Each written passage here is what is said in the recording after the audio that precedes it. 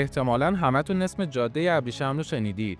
جاده‌ای که 2 قرن پیش از میلاد با 6400 کیلومتر یه جورایی شرق رو به غرب وصل می‌کرد و شاهراهش هم ایران خودمون بود. حالا یه نسخه جدید و پیشرفته از اون جاده داره ساخته میشه. ابر پروژه 3 تریلیون دلاری چینی که قراره 149 کشور رو به هم متصل کنه. مسیری که از دل کوه‌ها میگذره، اقیانوس‌ها رو دور میزنه و حتی بندرها و ایستگاه‌های ریلی رو هم به هم وصل میکنه. این همون جاده ابریشم جدید چینیاست که نه تنها قراره مسیرهای زمینی و دریایی رو تغییر بده، بلکه رو آینده کل اقتصاد دنیا هم تأثیر میذاره. ولی چرا چین داره این همه سرمایه‌گذاری میکنه؟ این مگا پروژه عظیم چطور میتونه قدرت‌های جهانی رو به چالش بکشه؟ و از همه مهمتر، چه تأثیری روی زندگی مردم تو کشورهای مثل ما داره؟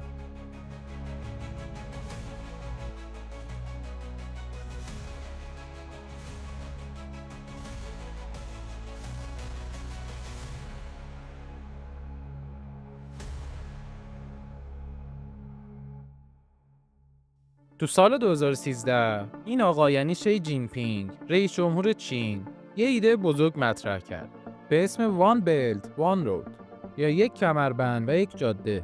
ایده ساده‌ای بود ولی جاه طلبانه. یک شبکه عظیم از جاده‌ها، راه‌آهن‌ها، بنادر و حتی خطوط کشتیرانی که کل دنیا رو به هم وصل می‌کنن. چینی‌ها برای این پروژه حدود 3 تریلیون دلار کنار گذاشتن. برای مقایسه باید بدونید که بازسازی اروپای بعد از جنگ جهانی دوم فقط 130 میلیارد دلار هزینه داشت که این یعنی بودجه این پروژه بیش از 15 برابر اون بازسازیه، یا یه جورایی 7 برابر بودجه سالانه کشوری مثل ایران. این مسیر قراره از آسیا شروع بشه، بره سمت اروپا، از آفریقا عبور کنه و حتی خاورمیانه رو هم پوشش بده. تصورش رو بکنید، قطارهایی که از دل کوههای قرقیزستان عبور میکنن، کشتیهایی که دریای مدیترانه رو دور میزنن و جاده‌هایی که هند رو با آفریقا وصل میکنن. حالا چین چطور میخواد این رو اجرا کنه؟ با سرمایه‌گذاری تو زیرساخت کشورهای دیگه. مثلا توی سریلانکا یه بندر بزرگ ساخته که بهش میگن بندر هامبانتوتا. بندری که همین الان روزانه بین 250 تا 300 کشتی ازش رد میشن. تو آفریقا هم یه سری خطوط راه آهن رو اندازی کرده که کل قاره رو به هم وصل میکنه. حتی تو کشورهایی مثل پاکستان کلی نیروگاه و جاده ساخته که بتونن به این شبکه جهانی متصل بشن. ولی سوال اصلی اینه که چرا چین داره همه این کارا رو میکنه؟ جواب میتونه هر کدوم از این دوتا و یا هر دو باشه: اقتصاد و قدرت. چین میخواد خودش رو به بزرگترین مرکز تجاری دنیا تبدیل کنه. با این پروژه کالاهاشون سریعتر و ارزونتر به همه جای دنیا میرسه و مواد اولیه رو هم راحت‌تر وارد میکنن. اما این فقط یه معامله اقتصادی نیست.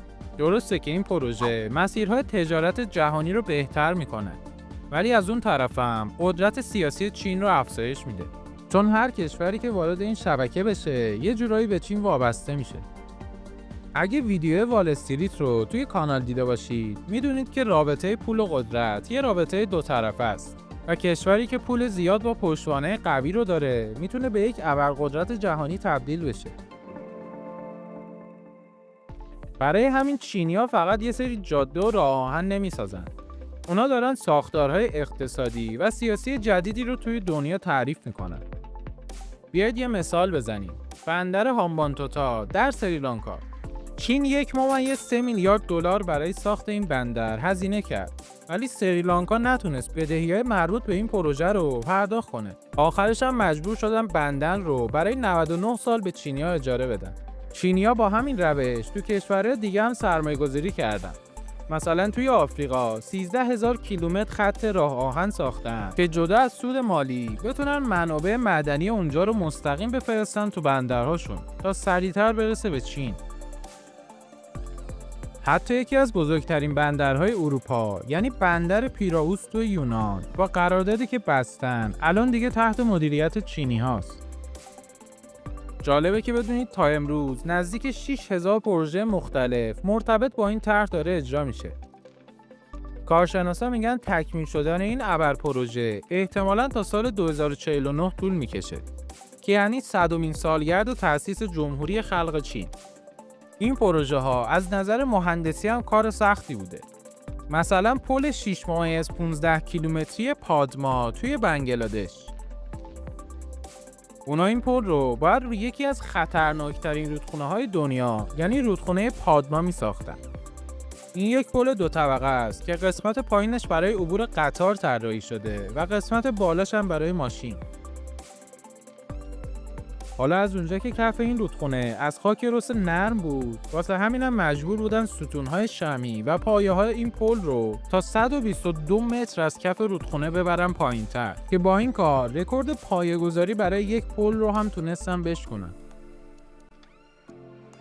یا مثلا ساخت تونل‌هایی تو دل کوهستان و قطارهایی که از دل کوههای پوشیده از برف قرقیزستان به سمت تاجیکستان میگذرن. اونم تو ارتفاع 4000 متری و تو دمای منفی 30 درجه. کاریه که هم تکنولوژی قوی میخواد و هم پول زیاد. حالا این وسط یه سوال پیش میاد. این پروژه عظیم برای کشورهایی مثل ایران که خودشون تو مسیر این جاده قرار دارن چه تأثیری داره؟ در واقع ایران ما با موقعیت جغرافیایی خاصی که داره واقعا میتونست یکی از ستونهای اصلی این جاده ابریشم جدید باشه. یعنی با رد شدن کالاها و منابع از ایران میشد میلیاردها دلار درآمد داشت. مثلا برای نمونه بندر چابهار که درست کنار اقیانوس هند قرار داره میتونست به یکی از کلیدی ترین بندرهای جهان برای تجارت تبدیل بشه. ولی در نهایت نبود زیرساخت‌های مناسب، تحریم و عدم شفافیت اقتصادی با چیزایی که احتمالاً خودتون دیگه میدونید ما رو کلاً از این بازی انداخته بیرون. حالا ترامپ چی میگه و کلاً اروپایی‌ها نظرشون چیه؟ ترامپ به پروژه‌های چینی میگه دام بدهی، مثل اتفاقی که توی سریلانکا افتاد و اونا نتونستن بدهیشون رو پرداخت کنن. واسه همینم مجبور شدن بندر هامبانتوتا رو برای 99 سال به چینی‌ها اجاره بدن. تو اروپا هم همه مثل هم فکر نمی‌کنن. بعضی کشورها مثل آلمان و فرانسه میگن با این اتفاق چین میتونه بازار اروپا رو پر از کالاهای ارزون چینی بکنه. این در حالیه که کشورهایی مثل ایتالیا و مجارستان دنبال سرمایه‌گذاری روی این پروژه چینی‌ها هستن. آمریکایی‌ها طرحهایی رو هم ارائه دادن. مثلا طرحی به اسم Build Back Better World یا بازسازی بهتر جهان. Build back better. Building back better. Build back better. پروژه چند تریلیون دلاری بود که میخواست با پروژه چینی رقابت بکنه. ولی حقیقت اینه که نه از نظر مالی و نه از نظر اجرایی هیچ کدوم از این کشورها به سطح جاه طلبی و سرعت اجرای چینی‌ها نرسیدن. این بر پروژه چینی میتونه روی کل دنیا تأثیر بذاره و اگه همه چیز طبق برنامه پیش بره اونا نه فقط توی اقتصاد بلکه توی سیاست و قدرت جهانی هم جایگاه اول رو میگیرن. از اون طرف کشورهایی که جزء این شبکه نیستن احتمالاً برای همیشه از چرخه تجارت جهانی عقب میافتن. حالا شما بگید به نظرتون ایران هنوز شانسی داره که توی این بازی بزرگ باشه یا ما برای همیشه از این مسیر حذف شدیم؟ لطفاً نظراتتون رو تو بخش کامنت ها بهمون بگید.